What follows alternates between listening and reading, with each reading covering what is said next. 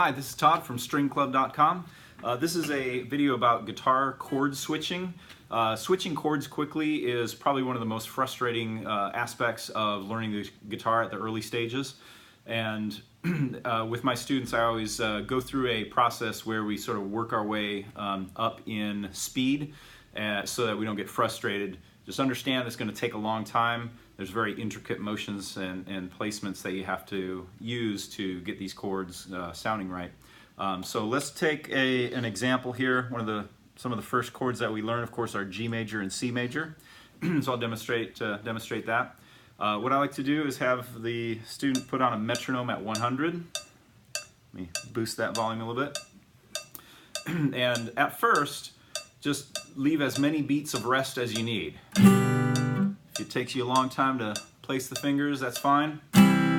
Eventually try to get it to where you can have only 3 beats of rest. 1, 2, 3. 1, 2, 3. 2, 3.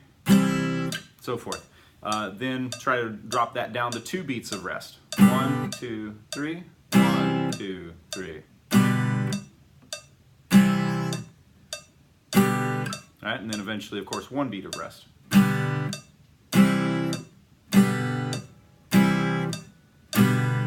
And when we get to the point where we can do consistent quarter notes on each beat, change it up just a little bit. I'll go back and forth like this. Put a rest in there. Rest.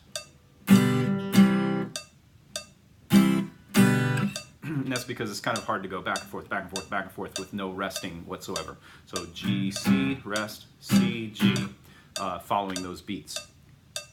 And then once you feel like you have that, then we go to eighth notes. And you play 2 strummed twice and then switch. And then backwards.